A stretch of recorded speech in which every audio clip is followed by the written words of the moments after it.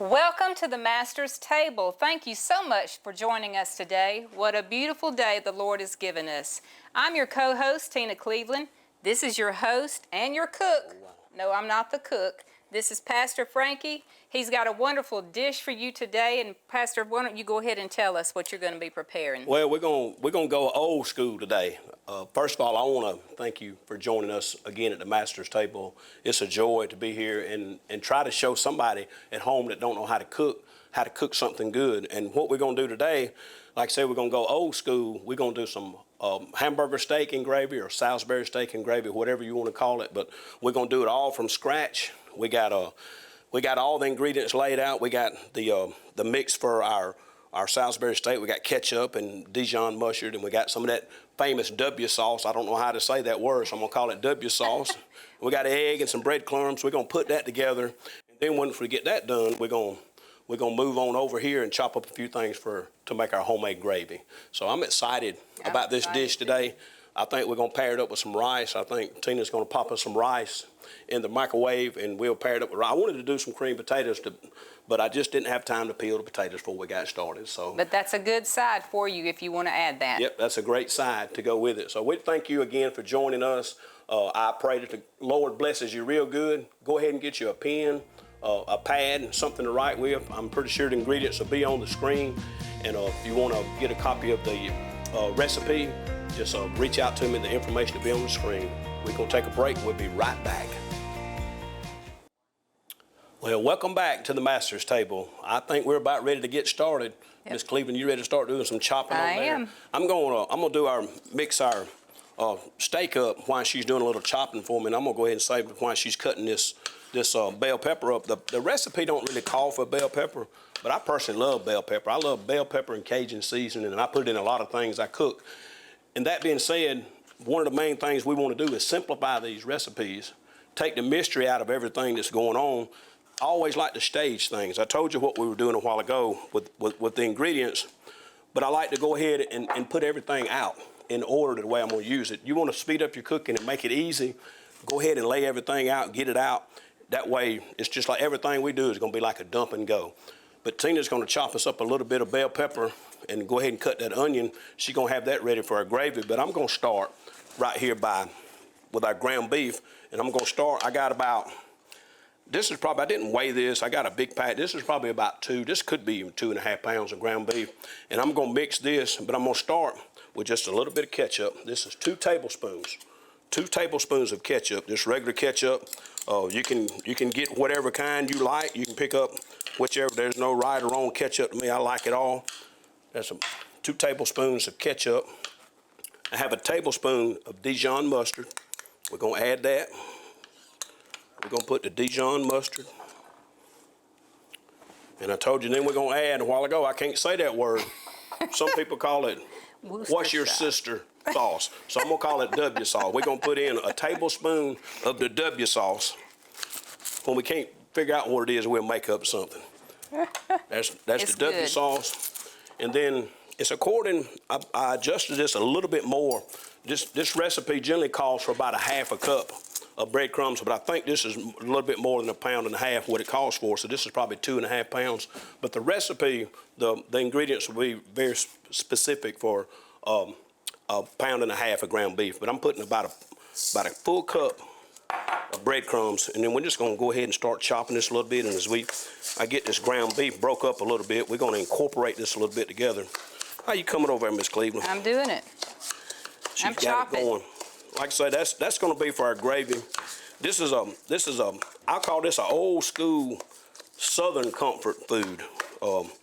I love steak and gravy. I like any kind of steak, anything. It can be gravy, no gravy, any kind of way. I like it. But I'm just going to go ahead and mix this up. We're going to incorporate this real well. And yes, my hands are really clean. I washed them 4 or 5 times before we got started. We've been prepping for a few minutes, so we got everything clean and good to go. But you just go ahead and, yeah, you can slice those in half. It'll be fine. We don't want them too small because we don't want them to cook down. In this recipe, when we add the onions in the Salisbury steak, we want to make sure that you got some onions in there. The same thing with the bell pepper. It's kind of cut down. And I may not even use all of what you have right there. but we'll see how it all works. I hope and pray that everybody had a great day in the Lord's house on Sunday. We had a great church service, and the Lord met with us and helped us, and God kind of inspired me about some things to cook again. So I'm just I'm thankful that God not only gives us thoughts, but He even gives us ideas and things that we can carry and go. Gives me ideas about cooking. You know, God will give you anything you need. It ain't got to be it ain't got to be a material thing. Sometimes God will give you ideas and ways to do things. And this right here, I don't know why He woke me up in the middle of the night. I said, you know what, I'm going to put some bell pepper in this Salisbury steak. Now, I had this on some medium heat a while ago, but I didn't have anything in there. And it was starting to get a little bit too hot. So I'm going to cut it back up. And I'm going to make these, I don't know, I'm probably a small baseball size. That's a little bit smaller than a baseball. But we're going to eat. I know the whole crew around here going to help me eat this up when we get done, so I don't want to make no little baby bites. We're going to make some good size Salisbury steak patties right here, and I'll see how many I can get in this skillet. I figure I could probably get 7 or 8 in here. And we're going to go ahead. Could this be a crock pot recipe? Well, yeah, you could do this in a crock pot. And that's one thing that I do want to incorporate in what we're doing as we move forward. To be honest with you, we just got started, and we're trying to figure out exactly how to navigate through. And this was my thought. I'm going to cook anything and everything, and I'm going to show you any way and every way to cook it. There's many crock pot recipes, and some of you working people know exactly what I'm talking about. We like to put stuff on early in the morning, and it be done when we get home. And this is something that if you've done a little prep ahead of time, that you could go ahead and get this going in the morning, and it will be done when you got home. That's me. Yeah, I know. That's all of us. You know, life has got us so busy. This world is so busy, and we occupy with so many things. We ain't got time to cook no more. We just want to microwave everything. I know. This might be a good time too let us hear from you. Let us know where you're watching from. Let us know what you would like for us to prepare. What kinds of things you like. Dishes that you've always wanted to cook but you think might be too hard. We'll cook it right here. We'll do it together. So just let us hear from you. We would love to. And how can they get in touch with you, Frankie? Through your email? Yeah, you can get a hold of me through email at frankie393@gmail.com, and I'm sure that'll be at the end of the show in the credits somewhere. You can reach out to me. Any of our recipes, we're in the process. We do have a site that where if you're interested in any seasonings or anything that we have, you can go there and find those, and it has a link in there that you can also send me a message. You can message me either way, or my phone number will probably be in there if you want to shoot me a text message or reach out to me that way. And if you call me too late, I promise you I'm not going to answer the phone, but I will give you the recipe. I'll be glad to reach back to you and give you the recipe. Now, I want to talk about these ingredients just for a minute while we got this going. I'm going to turn this up just a little bit. I was going to put the egg in there, but I thought a little bit better of it. There's a lady in our church that she can't eat eggs. And so I don't know who's going to be eating this food when we get done, because I can't eat all of it. So there may be somebody that can't eat eggs. So I'm not going to put an egg in it today. But you could put this egg in there. You know, when you mix this up, brothers and sisters, some of y'all are already saying, he's making a meatloaf. This is just like making a meatloaf, but you would go ahead and add your other onions and peppers and ingredients in it and bake it all the same.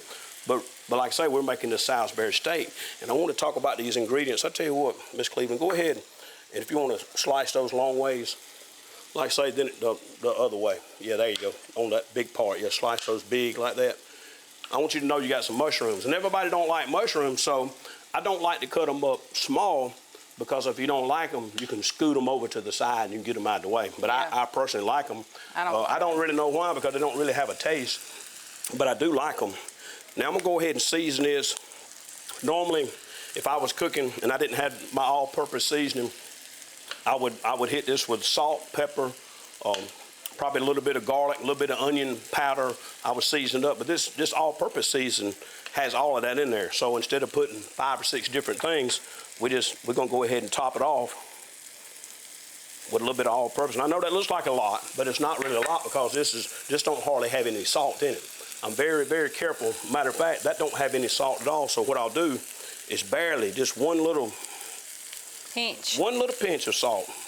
And that way we don't have to worry about the sodium in that so much. And this little pepper mill grinder Tina got me, I like it. It does really good. I like black pepper. I done put it in there with that. I'm gonna put a little bit more. But I love the black pepper. But the only thing I don't like about this one, I like coarse. I like coarse pepper. I like to be able to taste it. So I'm gonna hit it with just a little bit more now. These have cooked for just a few minutes, and I'm not even really trying to get these all the way done. And I know y'all looking at them right now saying, oh, he done burnt them up. They already burnt. They ain't good to eat. But let me tell you something. This is a whole lot of goodness right here. This is where our flavor is going to come from. This is where all the goodness is going to come from in that well-done side. Now, I want to flip these over and let these cook just for about the same amount of time on this side. You could get a meat thermometer, right? Yeah. Invest in a meat thermometer. Well, and what these are going to do, these are going to wind up marinating in our gravy when we get it going. Right now, I want to cook this and get them seared and get them partially done because they're going to continue to cook in our gravy. So, like I say, we're going to let these cook just another minute. But I'll go over these ingredients while I'm letting that brown a little bit. We're going to start out, we're going to hit that with a little bit of butter, and we're going to leave all that stuff in there. Granny didn't wipe nothing out of the pan. My granny didn't waste anything, so all that leftover stuff from the ground beef, that little bit of seasoning that's fell in there, we're gonna throw them onions and stuff in there, and we're gonna incorporate that. We're gonna throw some flour in there, and I'm gonna show you how to make some homemade gravy. And we're gonna be ready to eat it up here in just a few minutes. So I'm gonna let these cook just another minute or two. And like Tina was saying a while ago, I want you to reach out to us and let us know where you're watching from. I want to know, like you said, what do you want to eat? What do you want to know how to cook? Because this is what I want to do is simplify these recipes. There's a lot of people that don't know how to cook. I talked to people yesterday that said, you know what, I would love to cook, but I don't know how. And that's what a couple of people that have inspired me and helped me in my walk with cooking. So, and I'm not a chef. I don't have a degree in cooking. Don't ask my wife because she would tell you I don't know anything, but I do love to cook. And I think when you have a passion for something, I think that like any other desire of your heart, that you're able to help other people with it. So I'm just I want to simplify this and show you, because a lot of people, how many people ate the Salisbury steak in the lunchroom when we went to school? They don't have stuff like that no more. They got salad and pizza in the vending machine. But when we went, we had Salisbury steak, and it was homemade, just like what we're doing right here. There wasn't nothing in a box. There wasn't nothing to heat it up and eat it up. I think these are done enough for right now. So I'm gonna reach right here and get me one of these. Now I will say that when Frankie and I met, he already knew how to cook. So that was just a plus for him, for me, because he already knew how to cook. So he is the cook in our family. I just help. I know how to cook. I just really don't like to cook. So she can cook. Don't let her fool you. He's kind of teaching me as long as he's teaching you. That's exactly right. So, but I love to cook, and you don't have to have a whole lot of knowledge about food and all that kind of stuff to be able to cook something you enjoy. Because it's like anything else. It's just like I pastor a church, and I interact with other pastors. That's what the scripture says, iron sharpens iron. So I watch other people cook, and that's where I pick up tips and learn a few things. And I know that don't say that it ain't done yet. I know it's not completely done yet. It's about halfway done, and we fixing to finish this up right here. We're gonna make a whole lot of goodness right here. This is gonna be some showing up goodness. So first of all, I want to put just a little bit more. I'm kind of mixed up. I'm gonna drop just a little bit more olive oil in here to help this butter out a little bit. And we're gonna drop, I don't know, maybe a half a tablespoon, maybe a teaspoon of olive oil. Still got a little bit of stuff left. This is 3 tablespoons of butter. I think this is unsalted butter. Pretty sure this is unsalted butter that I'm using today. I try to get unsalted just for the fact, we're trying to watch our sodium intake. It's funny to me, Miss Cleveland, the older I get, the more I pay attention to that. If I was 20 years old, I wouldn't care what I ate. I'd eat it all. I didn't care how much salt or anything else you put in it. Okay, so while we got that going right there, we're gonna go ahead and drop. I'm gonna go ahead and drop these. This was I guess you call this a medium-sized onion. Mm-hmm. This was about a medium-sized onion. And then again, brothers and sisters, hear me when I say this right here. Make this recipe your own. If you don't like a whole lot of onion, or if you don't like onion, don't put any onion in it. This recipe, I've had this recipe for a while, and I'm always fooling with them and critiquing them and trying to make them different or make them what I want them to be. It don't even call for any bell pepper. But I love bell pepper so much, I'm going to put a little bit. I'm not going to put that much. I'm not going to put all that in there, but I am going to put just a little bit, but I'm going to get the rest of those onions. We're going to drop those. You could add any kind of pepper. Yeah, you could add. Yellow pepper. Like I say, make it your own. Yeah. Make it exactly how you like it and what you want it to be. Now, I'm going to go ahead and start with my whisk so I can kind of move this around. I don't really want to cook these all the way down. That's what my granny used to say. She'd say she's going to cook down the vegetables or cook down the onions. I mean, if we was going to make a hamburger, that sounded pretty good, didn't it? Hamburger. We might make some hamburgers here real soon. But if I was going to cook a hamburger, I would probably cook these way down just to kind of put them on top, just like we would a Philly cheesesteak or something, you know, just so we can just sop them on the top. But today, I don't want them, I'm going to turn it up so it'll cook just a little bit more.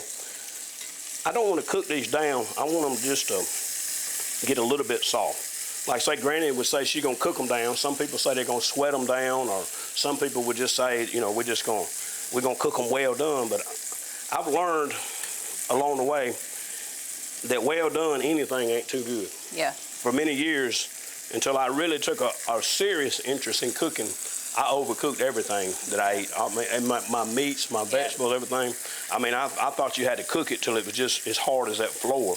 But I've learned that the flavor is in the stuff that is not well done. So with those going like that, I'm gonna go ahead and hit them with just a little bit of this offer. Like I told you, this. These are Master's Table seasoning. Yeah, Master's Table seasoning right here. This is all-purpose. And if you was cooking and you wanted to spice it up a little bit, this has got just a little bit of red pepper in it. So I'm not going to put it in there because I don't want to burn nobody up today. And then we got lemon pepper to go on your chicken or any other. You can put this stuff on anything. It makes it really good. I like this seasoning, like I say, because it don't have a whole lot of salt.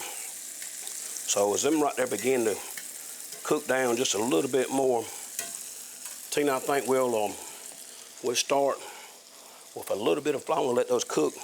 I've got, and I don't know if it'll take all of this, that's about 3 tablespoons of flour.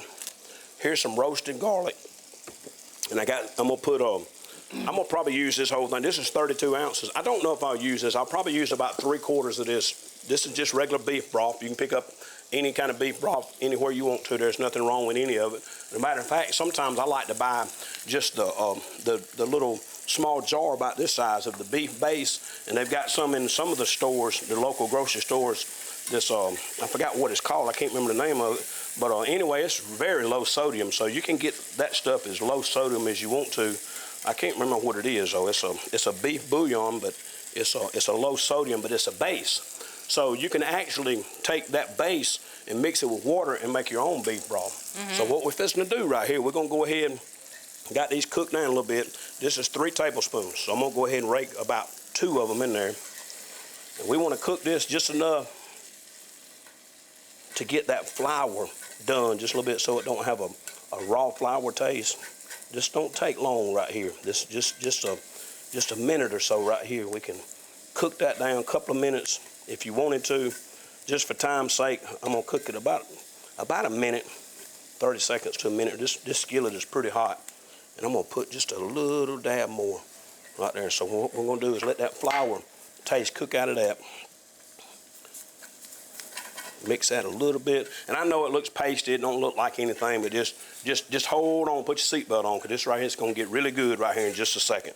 This is going to come together, and it's looking just like I want it to look. Looks good. I know y'all saying, oh, it don't look like much, Brother Frankie, but just hang on. It's coming. And like I say, you could cook these vegetables down more if you wanted to. If you wanted them a lot softer, but I just like to say, I like to be able to taste what I'm cooking, and I don't want it all the way done.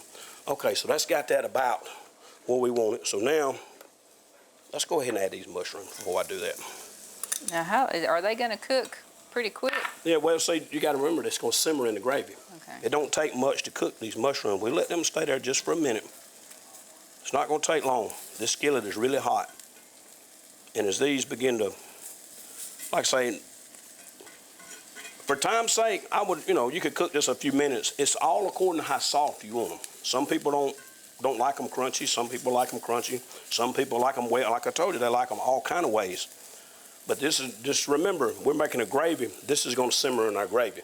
It's not going to stay this way right here. So we're going to go ahead and I'm going to start adding this beef broth.